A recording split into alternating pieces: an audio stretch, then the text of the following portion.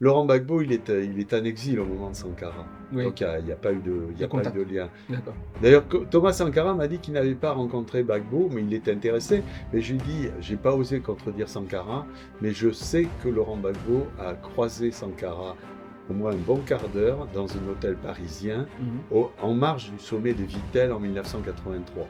Guy, c'est Oui. quoi ton identité? Est-ce que tu es français? Est-ce que tu es africain? Ou est-ce que tu es franco-africain ou france-africain? Je suis arrivé à la conclusion qu'au fond, quand on est, c'est pas ça notre identité. Notre identité se forge à travers les gens qu'on rencontre. Tout à fait. Et donc, mon identité, moi, je me sens profondément universel. Je suis contre les communautarismes.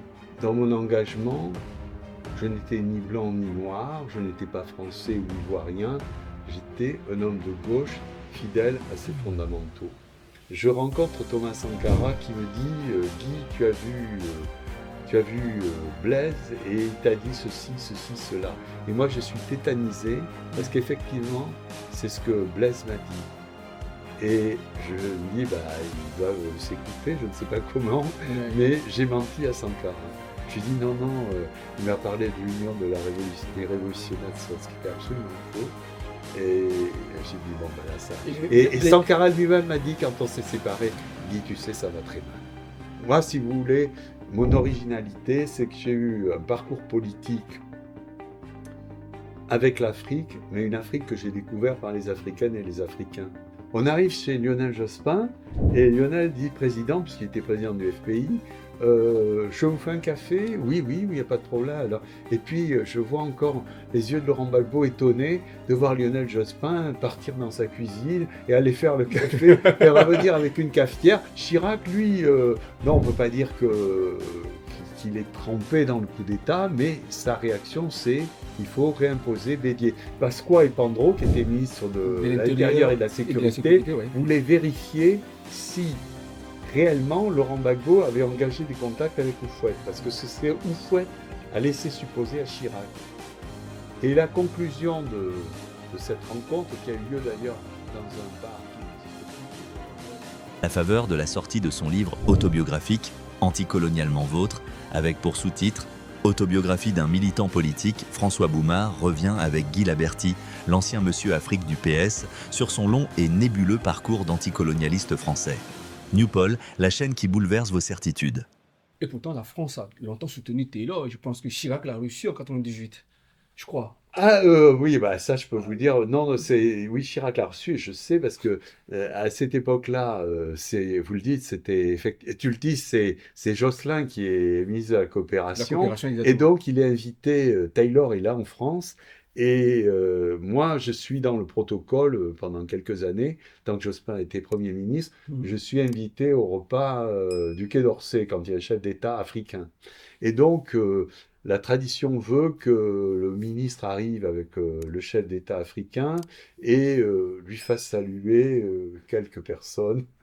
Et donc, je me souviens encore de Charles Josselin qui me dit, quand il arrive et que Thaïlande n'est pas très loin, tu le connais? Oh, j'ai dit non. Bon, tant mieux. Et puis on continue, on continue. Oui. Mais ça, c'est des petits trucs, mais c'est significatif. Quand derrière un apparat ou après on vous dire, ah oui, ils ont reçu ce type-là, etc. En réalité, il y a beaucoup, je dirais, d'habillage diplomatique. C'est pas parce que vous êtes sous les ordres du Quai d'Orsay qu'on vous aime bien. Ben oui, bien sûr. Et sur Taylor, c'est évident que c'est Chirac qui a imposé que Taylor vienne et que, bon, ben, Jospin, Premier ministre, ne peut pas dire je m'oppose à ce que Charles Taylor soit reçu. C'est quand même le chef d'État qui décide en Euh, dernier lieu cette chose-là. et puisqu'on est autour de l'élection de Gbagbo, tu as raconté une anecdote aussi très intéressante dans l'un de tes livres, hein. C'est au sujet de l'ambassadeur de France qui était en Côte d'Ivoire quand Laurent Gbagbo arrive au pouvoir.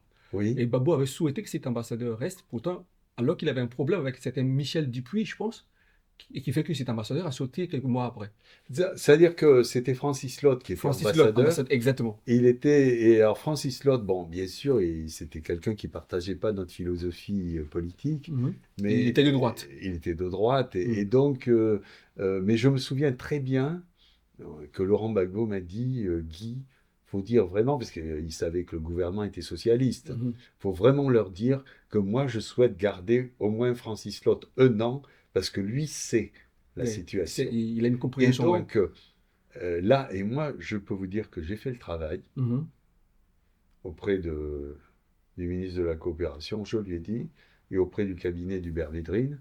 Malgré tout, ils ont préféré nommer Vignal, Renaud, Renaud Vignal, ouais. qui était effectivement qui était un militant socialiste, qui était au PS. Ouais.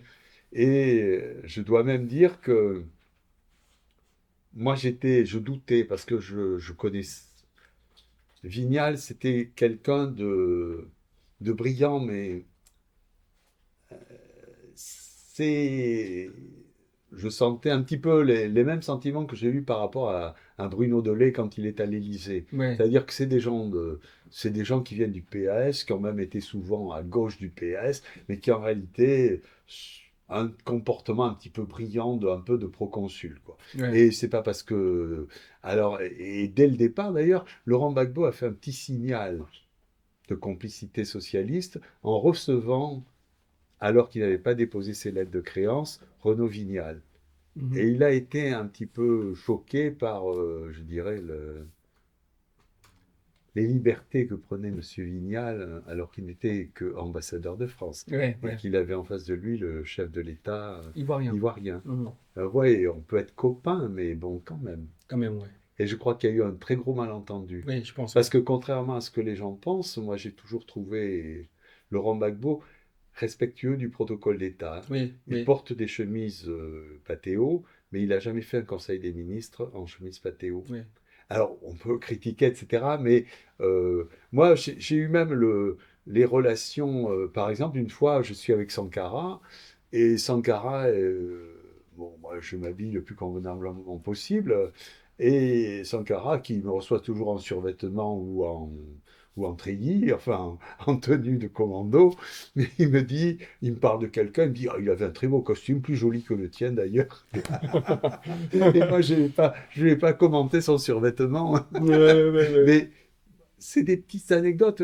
Sankara aussi, bon, il y a quand même une forme de protocole. Mhm. Bon, Blaise Compaoré, bah, lui, alors au niveau vestimentaire, il était extrêmement élégant et Ouais. il considérait que les hommes d'État burkinabés qui n'étaient pas capables de porter des cravates ou de jolies cravates, il leur disait carrément, Mhm. vraiment des Mhm. fringués comme... Ouais. Bon, il y a parfois des contradictions entre... C'est impressionnant tout ça. ben, non, c'est pas impressionnant, mais c'est presque amusant, quoi, parce Ouais. que ça montre aussi la complexité d'un être humain. Ouais. On est pétri de Oui, contradictions. c'est-à-dire en fait, et là je le dis aux Ivoiriens, aux Africains, c'est-à-dire en fait, on a toujours tendance à penser que le monde politique était un monde sérieux, rigoureux, alors qu'en fait c'est un jeu où à la fois se mêlent les intérêts, les passions, les égos, les orgueils, tout est mêlé dans ce jeu-là. Et ça, quand on est le peuple qui est hors de ça, je vois pas en fait qu'on a affaire à des Moi, joueurs. la grande leçon que je tire bon, des décennies d'engagement politique, c'est que les grands politiques, les grands et les grandes politiques, sont sont des êtres humains comme des autres. Merci. Ils ont ils ont certainement d'immenses qualités parce qu'on ne devient pas Président pas pour rien. pas rien. Mhm. Même d'ailleurs les plus filous, ils ont Ben, eu quelques qualités. ben oui. Bon, quand vous restez 30 ans président de votre pays et que vous êtes un dictateur, c'est quelque part que il y Ouais, a ouais. eu, voilà. Et je citais une anecdote, je ne sais pas si je peux m'étendre, c'est un peu long. Ah, vas-y, Ça vas-y. se passe avec Bongo, Omar Bongo, Du président du Gabon. président du Gabon. Mhm. Moi, l'ambassadeur de France en 98, l'ambassadeur de France au Gabon, parce que moi je suis obligé, je suis délégué national à l'Afrique du Parti Socialiste, Jospin est Premier ministre, je rencontre tout le monde, hein. Et même, une autre anecdote, le directeur du port togolais du RPT de Eyadema, il a essayé de me voir en tant que... Et il passait par des journalistes.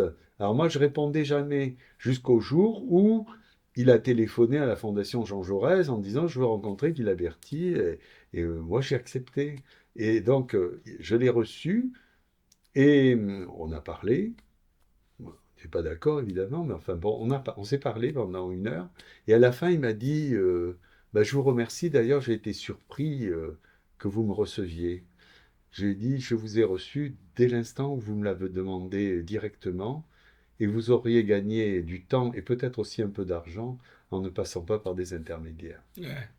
Et ça a été. Et après, ce fameux directeur du port est devenu un opposant de Yadema. Il est revenu me voir Ah ouais. avec moins de protocole. Voilà, c'était Abeyome Mais Kodjo. oui, Abeyome Kodjo. ouais. Alors, oui, pardon, là j'ai dérapé. Donc, Non, mais non, Bongo, oui, mais c'est très intéressant. Bongo, Ouais. Bongo, lui, je devais aller le voir le 17 avril 99, qui est le jour de la mort de mon père. Donc, j'ai euh, annulé au dernier moment le voyage qui devait durer 48 heures. Et donc, Bongo est allé aux États-Unis au mois de mai. Mhm. Ça se passait en avril. Et en mai 99, au retour des États-Unis, la secrétaire de Bongo m'a appelé ici le soir à la maison Mhm. en me disant le président Bongo est prêt à vous recevoir à l'hôtel Crillon demain à 10h30. Alors bon, moi je suis évidemment un peu embêté parce que bon, moi je suis que délégué national du PS et donc je téléphone à tous mes chefs, personne ne répond parce que c'est déjà le soir, etc. Donc moi le lendemain, n'ayant aucune réponse à ces messages, j'y vais.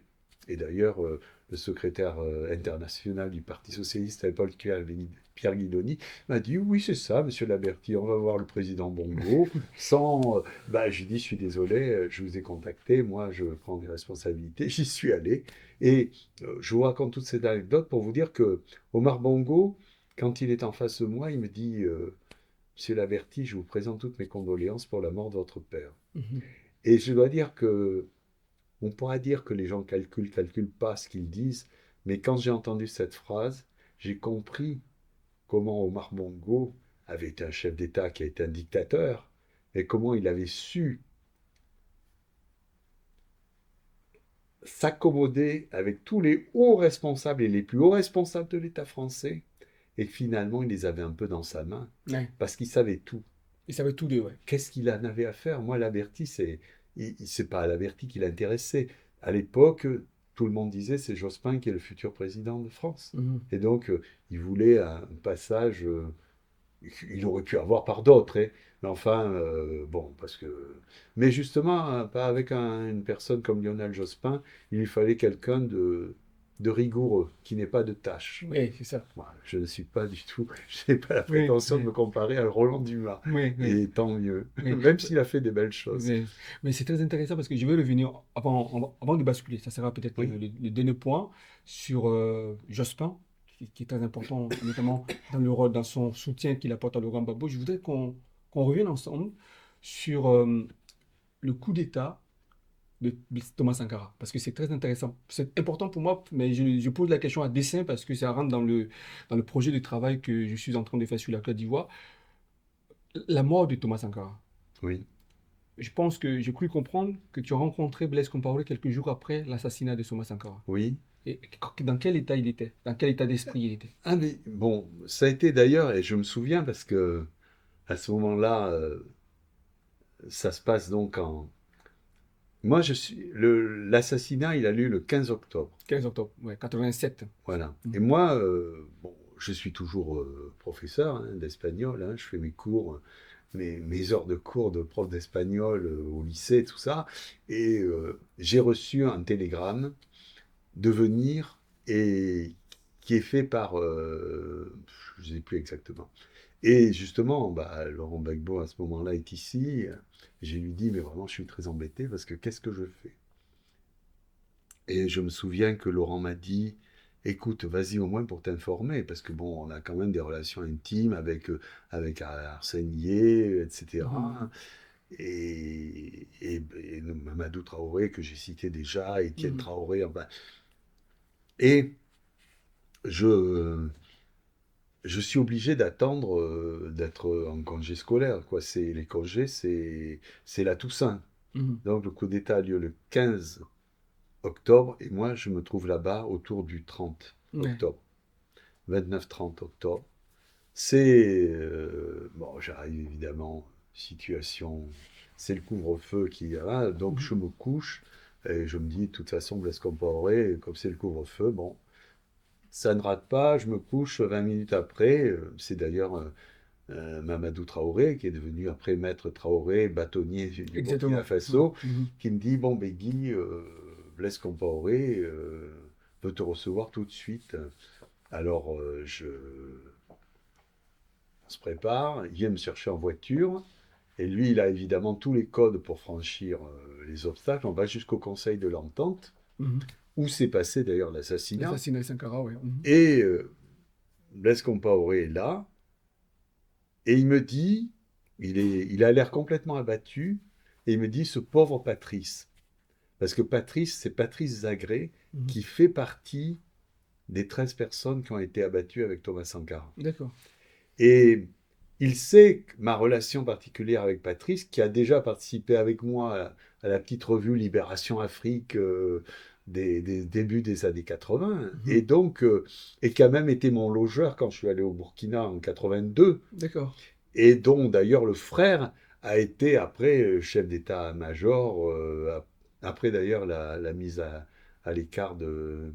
Enfin, c'est un peu compliqué. Je ne vais pas me perdre dans tous ces trucs, mais en tout cas, Blaise, c'est ma proximité avec Patrice. Et, et c'est ce qu'il me dit. Patrice, à l'époque, il était haut commissaire, donc c'est l'équivalent d'un préfet, mais c'était un philosophe. Enfin, moi, je l'ai connu d'abord comme intellectuel, etc. On s'était d'ailleurs retrouvés à Niamey parce qu'il allait faire passer le bac de philo, etc. Donc, c'est ces liens-là, nous, on était... Et moi, sur le moment, je dis, bon, ben, il s'est fait déborder, quoi. Mhm. J'ai pensé, d'ailleurs, je cite, je crois, Dengere dans le livre, Ouais. mais bon moi, disons que la vérité m'apparaît crûment 2 ans après, bon, à travers l'assassinat de Henri Zongo et pardon, le commandant Lengani. Lengani, ok. Bon, là, les messes étaient dites 89, on a eu, ça a été... Disons que ma relation s'interrompt en 91, mais bon, je ne veux pas passer sur les conditions, le détail, etc.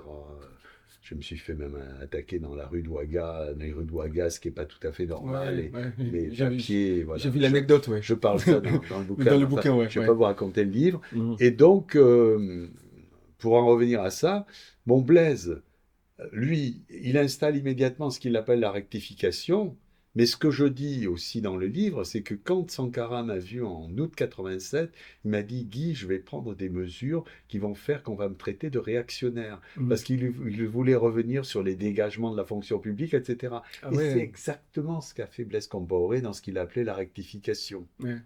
Mais il savait très bien que la rectification, Sankara était en train de la concevoir. Et donc, ça a été le moment opportun qui lui donnait un projet politique différent, etc. Et donc, moi, j'ai gardé aussi des contacts, et je le dis très clairement, parce que tous mes amis les plus intimes qui avaient participé avec Sankara à, à toute cette période-là ont quand même continué d'exercer. Ils ont été bizarrement tous écartés en 89, ce qui a définitivement arrêté Mhm. ma position. Ouais. Et Guy, tu m'excuses une minute parce que je vais. Écoutez, c'est tellement passionnant. On pourra passer toute la nuit à parler de ce livre-là. Je vous le recommande. Honnêtement, je vous le recommande. Anticolonialement vôtre, c'est paru aux éditions Cartala. C'est un livre qui est très bien écrit, c'est très passionnant. En fait, vous y entrez, vous ne pouvez pas vous arrêter. Parce que vous, c'est comme ça se dévore comme on dévore une mangue délicieuse et bien mûre. Mais franchement, vous voyez, je l'écoute avec passion parce que on peut pas tout raconter le livre. C'est pourquoi je vous recommande ce livre-là pour celles et ceux qui veulent comprendre l'Afrique et les hommes politiques africains, un peu l'histoire des hommes politiques africains, l'histoire vue à travers les hommes politiques africains. Le regard de Guy Laverty est peut-être pour moi l'un des regards les plus sains sur le continent africain. Nous allons aborder donc la troisième partie, donc, ou la dernière partie de l'entretien absolument passionnant que nous avons avec Guy Laverty autour des livres qu'il a écrits, notamment sur ce texte absolument beau et très très bien écrit. Et le livre est très bien présenté. Regardez, le design, il est très bien. Et d'ailleurs, moi qui ai l'habitude d'écrire dans le livre, j'ai même pas eu le courage d'écrire dans le mien, pour vous dire à quel point l'esthétique du livre est très bien.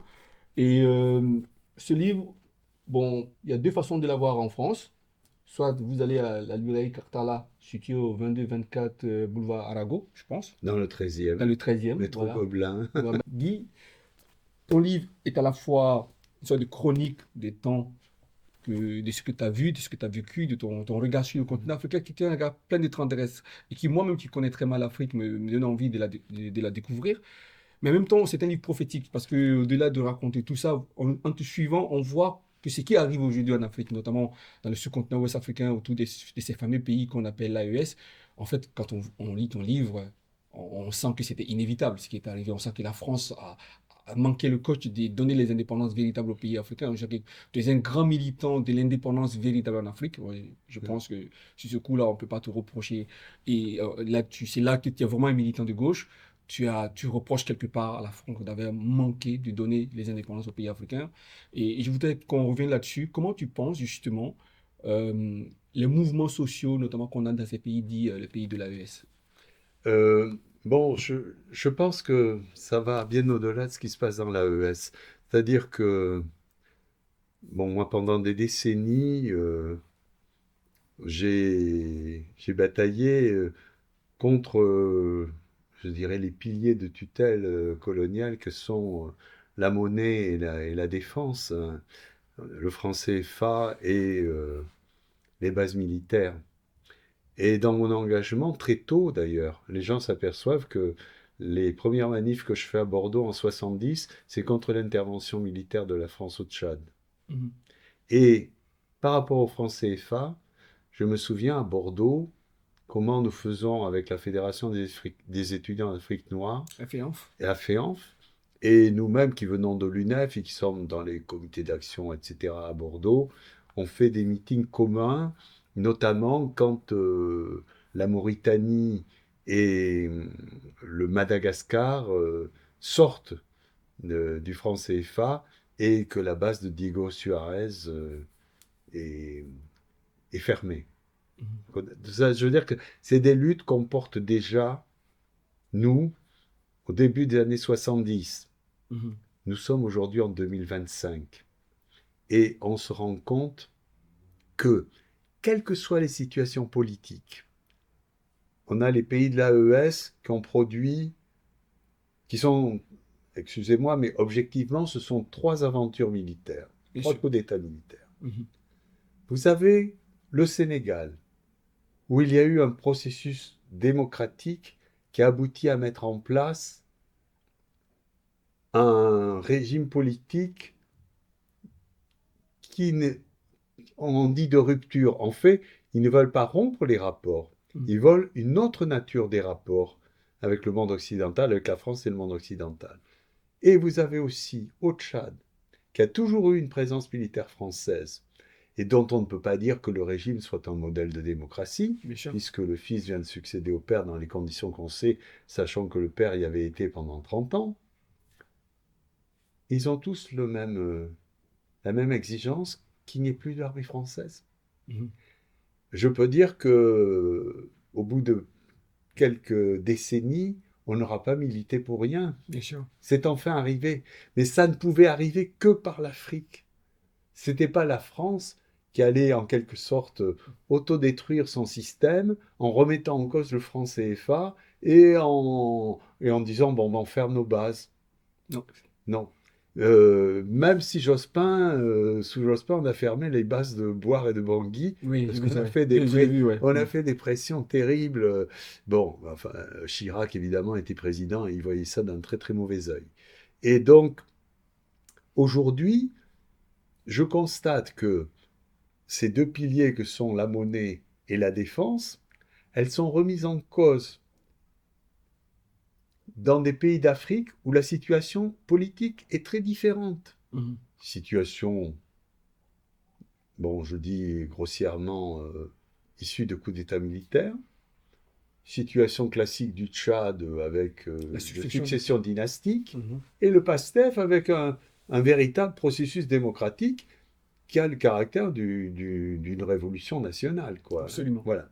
Donc, ça veut dire tout ça que c'est mûr, l'histoire est mûre pour qu'effectivement, on entre dans une période où l'Afrique peut affirmer sa volonté de souveraineté dans le monde.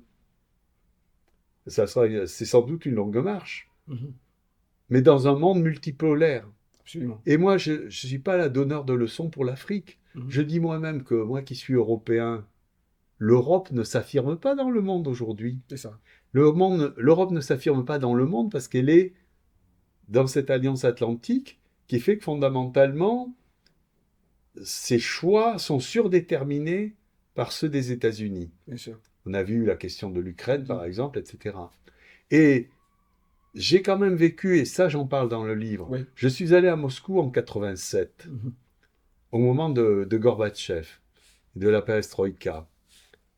Nous avons été reçus, on était 3 du PSU, il y avait Jean-Claude Lescornet qui était le secrétaire national, moi j'étais aux relations extérieures, et puis il y avait aussi Gabriel Granier, et on a été reçus par Zagladine, qui était au niveau du PQS quand même le responsable des relations internationales.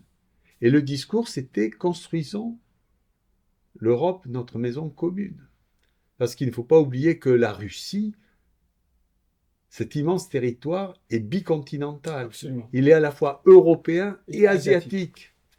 Et donc, je pense que, là certains vont dire que je délire, mais l'Europe ne pourra s'affirmer dans le monde en tant que continent que si elle a des rapports au moins de partenariat particulier avec la Russie.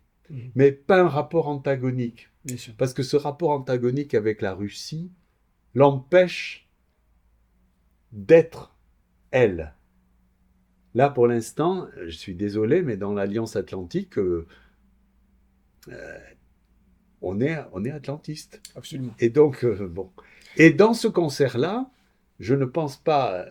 bon, moi, je vois les gens qui luttent en Afrique, les mouvements qui... Bon, aujourd'hui, je vois bien que si l'Afrique va affirmer sa souveraineté, c'est pas en se débarrassant d'une tutelle pour en avoir une autre. Bien sûr. Bon, moi, je dirais qu'aujourd'hui, les mesures qui sont exigées des pays d'Afrique sur les questions de monnaie et les questions de défense, moi, j'estime que rien que de voir ça dans ma vie, je dis qu'on n'a pas milité pour rien. Oui, on n'a pas vécu en vain. Quel que soit par les retours en arrière qu'on puisse observer dans l'évolution du monde, et je crois qu'on doit garder cette... Quand on est à gauche, on doit garder cette volonté d'un monde multipolaire où chacun peut affirmer sa souveraineté. Et comme je disais tout à l'heure, ne jamais humilier l'autre, influencer et se laisser influencer. C'est ça ma vision du monde.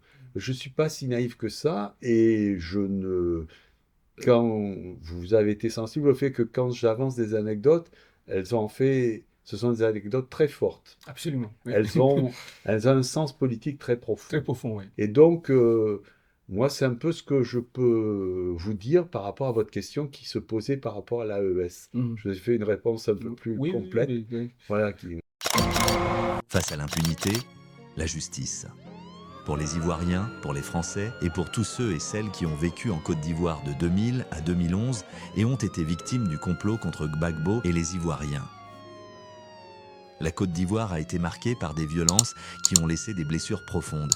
Des crimes graves restent impunis. L'impunité nourrit la violence. Pour construire un avenir de paix et de réconciliation en Côte d'Ivoire, la justice doit être rendue. Face à l'échec de la Cour pénale internationale, CPI, qui n'a pas pris en compte les acteurs étrangers qui ont participé du malheur des Ivoiriens, des Français et autres, nous demandons la création d'un tribunal pénal international. Ce TPI vise à apporter une véritable réponse juridique à tous les crimes commis en Côte d'Ivoire entre 2000 et 2011, peu importe la nationalité de leurs auteurs. Pour la justice, la vérité, les réparations et pour une réconciliation vraie des Ivoiriens, signons la pétition, elle est totalement gratuite. Votre signature est une voie pour la justice. Agissez maintenant. Oui, et d'ailleurs, même la réponse que tu donnes est faite que, en tant qu'homme de gauche et en tant que politique, c'est pour ça que j'ai parlé de regard tendre sur le continent africain, parce que ton regard est tout à fait tendre sur le continent africain. On sent. Déjà, moi, j'ai vu quelque part que Laurent Gbagbo a fait son premier texte contre le franc CFA en 1984. déjà. Et Oui, bien sûr, voilà. bien sûr. Et Mais ils en ont fait même avant dans la clandestinité, encore avant dans la voilà, dans la clandestinité. clandestinité, Mais exact. bien sûr qu'on est complètement fusionnel sur ces exigences des bases militaires et de la monnaie. Oui, Bon, même dans cet appartement, il s'est fait des réunions où ces questions-là, oui, oui, voilà, justement. on en parlait il y a 40 ans. Mais oui, oui, Donc exactement. aujourd'hui, bah, je ne suis pas, comment dire, absolument stupéfait par ce qui est en train de se passer, mais j'essaie d'en tirer les leçons les plus profondes sur ce qui est un rapport de domination. Et en ce moment, les piliers de cette domination sont en train Oui, de s'effriter, exactement. Et et ils s'effritent parce que ça vient de la volonté des Africains. Quand vous êtes un dominant, c'est pas vous spontanément qui allez lutter contre vos intérêts en disant oui, vous oui, êtes des pauvres je dominés, sais. donc on va changer. Non, Ouais. non, non. Mm. C'est jamais comme ça que ça se Exactement, passe. exactement. Et c'est pour ça d'ailleurs qu'on doit te lire. On doit te lire. Et je rappelle à ceux qui sont à Abidjan que vous pouvez trouver ce texte-là à la librairie de France à Abidjan. C'est un texte très beau. Et je vais vous dire pourquoi. Et à Ouagadougou, pour ceux qui y sont, c'est à la librairie Mercury. Ça sera bientôt au Sénégal, ça sera bientôt au Cameroun.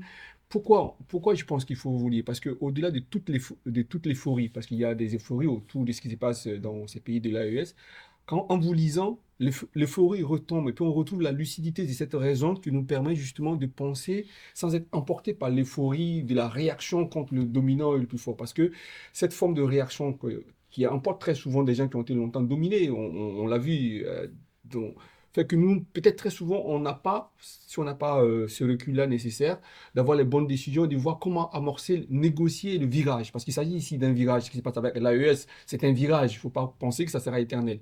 Mais en vous lisant, justement, Ou en te lisant, oui. voilà, en te lisant, excuse-moi, parce que quand je parle d'un livre, j'ai ce respect que j'ai pour les livres, font que très souvent. Mais en te lisant, on découvre effectivement, on voit retomber l'euphorie, notamment moi, et puis on voit on rentre dans une forme de lucidité, et puis on peut anticiper déjà. Et c'est pour ça que Oui. c'est bien de te dire, anticiper les mutations et le virage qui est en train de s'opérer actuellement. Et c'est pourquoi, tout à l'heure, tu as dit que pour les bases militaires, Jospin avait tenté de fermer les Et bases. on avait un autre principe, c'est-à-dire qui a été un peu évidemment galvaudé, qui était recamp. Alors, les gens ironisaient en disant ah oui, Jospin il s'intéresse pas à l'Afrique, c'est recamp décamp.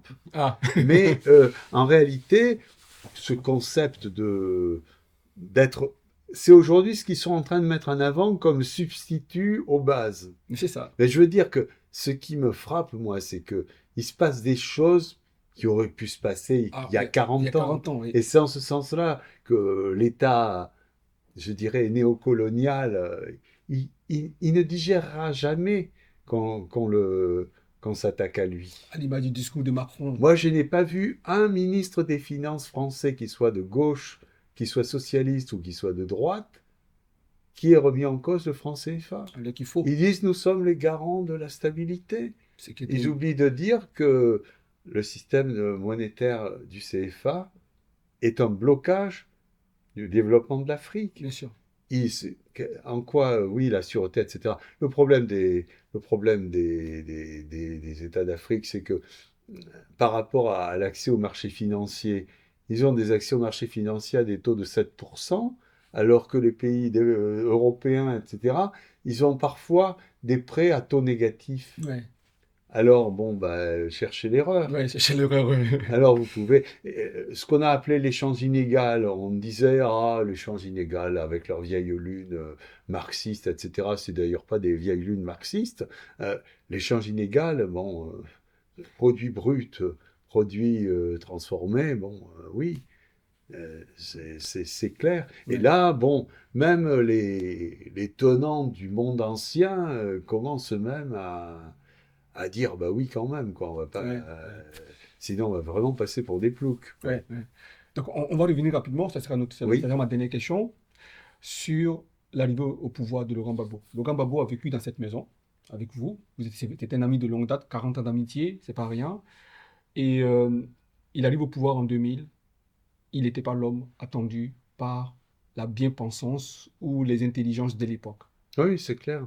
Est-ce que vous pouvez nous raconter ce qui a conduit au désarroi? Tout le désastre ivoirien vient du fait que Gbagbo n'était pas l'homme qu'il fallait à la place qu'ils ont cru désigné. Comment on passe à ça pour arriver à une telle violence et avec la rébellion derrière? Mais bon, il faut quand même euh,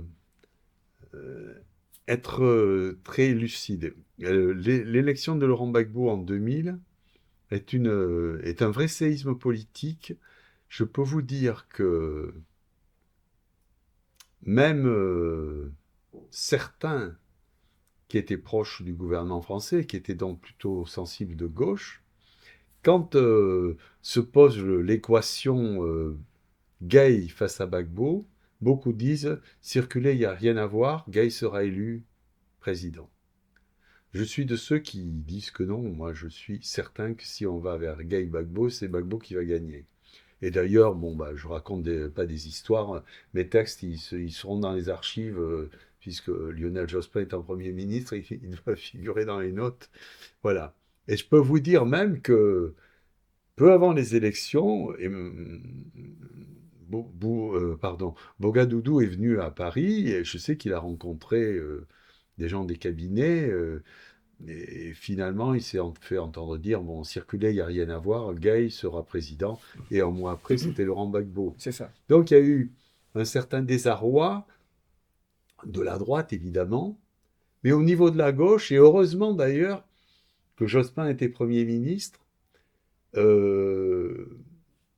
y a eu, mais ça, bon, je pense que le côté ivoirien pourrait en témoigner, puisque Laurent Gbagbo était président. Il y a eu notamment au plan financier, tout ça, une relation correcte. Bien sûr.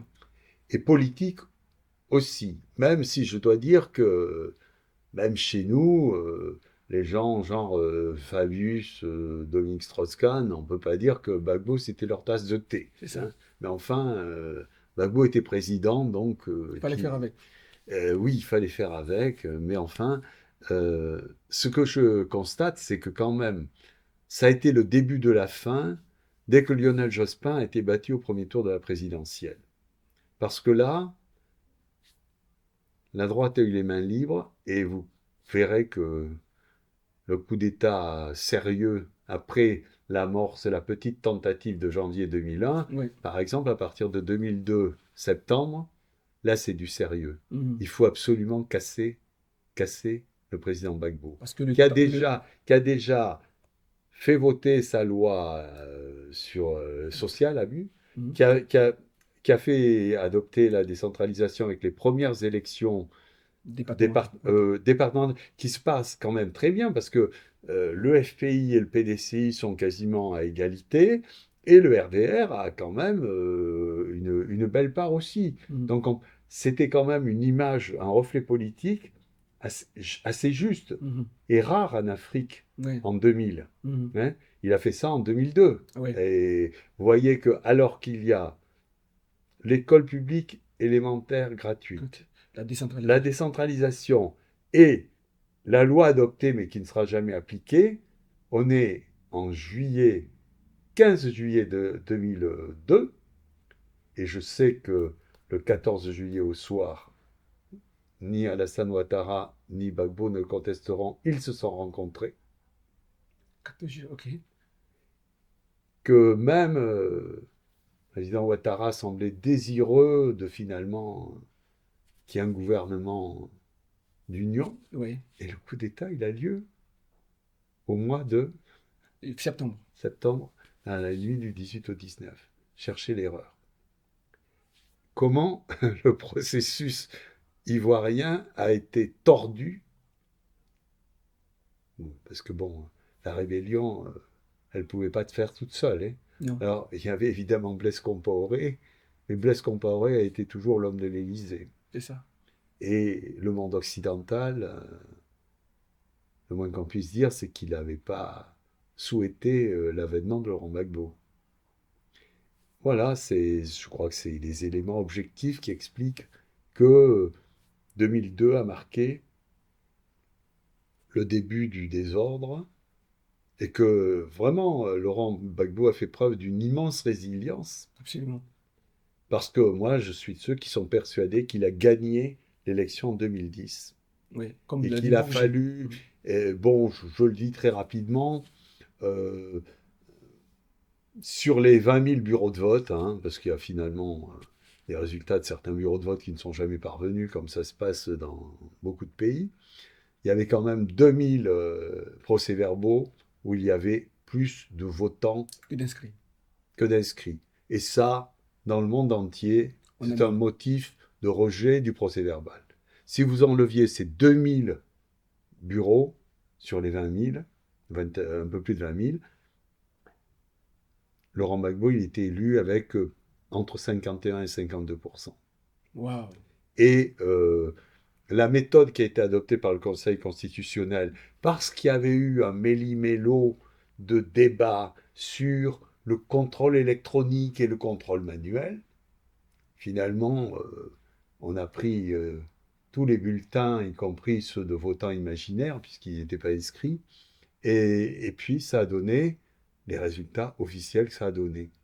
Et quand effectivement le Conseil constitutionnel ivoirien n'a pas choisi la méthode des annulations de bulletins parce qu'on disait qu'il fallait le contrôle électronique et le contrôle manuel, ils ont procédé par l'annulation de vote dans certaines régions sur des bases données, et ça a été très facile pour le monde occidental de dire « Ah oui, ils ont supprimé les bureaux qui ne les arrangeaient pas ». Mais ce n'est pas du tout ce qui s'est passé. C'était vraiment des bureaux où il y avait vraiment des problèmes. Et je sais que, bon, aujourd'hui, ça, je dirais, je ris un peu jaune en entendant M. Robert Bourgi dire que Sarkozy voulait vitrifier Gbagbo et que Gbagbo avait gagné les élections. Mais M. Bourgi, il fallait le dire en 2010, il ne fallait pas le dire en 2024. Oui. C'est toute la différence. Moi, quand j'allais sur les plateaux télé et que je disais que Laurent Gbagbo avait été élu, on me disait « Ah, vous en êtes encore là ?» Finalement, pour pouvoir un peu parler sur les plateaux télé, je disais « L'histoire jugera qui a gagné les élections. » Oui. Et je pense que l'histoire le dira un jour. Ben, et l'histoire l'a mais oui, mais elle le dit, mais comme il y a un des deux qui est encore extrêmement en poste, si j'ose dire, et qui a quand même bénéficié de la chose, ça se dit encore timidement. Mais vous savez, je me souviens d'ailleurs de Laurent Gbagbo par rapport au bombardement de Boaké, qui a précédé d'ailleurs l'armée française devant l'hôtel Ivoire et la répression des Ivoiriens. Laurent Gbagbo m'a dit, tu sais Guy, la vérité sur Boaké, on le saura quand Chirac et moi serons morts. Ah ouais. C'est tout, hein, vous savez. Et puis il y a aussi un temps de résilience de documents qu'on ne connaît que 70 ans après, 100 ans après, et on verra. De toute façon, même la justice française a essayé de faire, et à un moment donné, ils ont été obligés de mettre fin à ces débats parce que ça atteignait quand même beaucoup de ministres, et parfois ça n'a pas atteint certains conseillers importants de l'Élysée qui sont finalement au cœur de cette manipulation. Oui. Et d'ailleurs, je suis en contact avec les familles des victimes françaises. Aujourd'hui, la plupart, et des soldats rescapés, et des familles des victimes françaises, ne regardent plus du côté de la Côte d'Ivoire, ils cherchent le bourreau, entre guillemets, du côté de la France. Voilà. Mais on peut leur suggérer certains noms, mais bon, vous savez comment ça marche, la législation. En France. Vous pouvez citer un nom et si vous n'avez avancé pas, enfin c'est très complexe au plan judiciaire. Je pense qu'il y aura d'autres documents, il faudra certainement attendre du temps, les archives. Et je crois que le président Gbagbo, il en était tout à fait conscient. Moi, il m'a dit, bah, écoute Guy, puisqu'ils ne veulent pas écouter, on saura la vérité quand nous serons morts. C'est ça. Et il faut accepter aussi, quand on est dans des batailles politiques, qu'il y a aussi ces trucs qui se découvrent, je mets des guillemets à découverte, parce qu'il peut un avance pour percevoir. C'est ça. Quand je vois que les gens font la découverte de la guerre de la France au Cameroun, moi, j'ai été sensibilisé, je le dis dans le livre, à ces questions-là dès 1970. Ben oui. Et quand même, moi j'ai quand même 22 ans quand Ernest Ouandié est fusillé au Cameroun. Et qu'un mois après, le président Pompidou est reçu triomphalement par Aïdjo. Enfin, nous, à l'époque, quand on raconte ces histoires-là, on nous prend pour des oiseaux. C'est ça. Et puis, 50 ans après, maintenant, il faut des grandes commissions entre historiens français et camerounais pour décréter, bah oui, il y a eu une guerre. Ouais. Et nous, quand on racontait tout ça dans les années 70, on était des oiseaux gauchistes, hein. C'est ça, c'est pour ça que j'aime beaucoup votre livre, parce qu'il est c'est très visionnaire. Mais c'est-à-dire que c'est pas nous qui sommes visionnaires. C'est-à-dire, nous, on a finalement eu notre engagement. Moi, il y a un mot, moi, je pense que personne, enfin, moi, j'ai toujours été sincère dans mes combats. Oui, Et je crois que il y a un sixième sens. absolument. La personne qui est en face de vous le sent ou le sent pas. C'est ça. On sent quand c'est du baratin complaisant, on sent quand c'est de la sincérité, Oui. du volontarisme pour un autre monde. Et ça, je crois que... Bon, moi, je vous dis, aujourd'hui, j'ai une certaine sérénité parce que je vois que des choses qui étaient des obstacles absolus à l'évolution de ce système néocolonial sont en train De de sauter. s'effondrer. C'est son- Mais je dis, on est en train de quitter une tutelle, et moi ça ne me fait pas pleurer, même si je suis un citoyen français, parce qu'en tant que citoyen français, je mets toujours mes convictions avant ma citoyenneté. C'est Et une bon, très je belle phrase crois d'ailleurs. que ce que j'ai vécu dans mon engagement à la fois en France et en Côte d'Ivoire le traduisent bien. Oui, et je pense que c'est une phrase que je vais vous voler. Donc, Guy, on arrive à la fin de notre entretien. Oui, Et merci.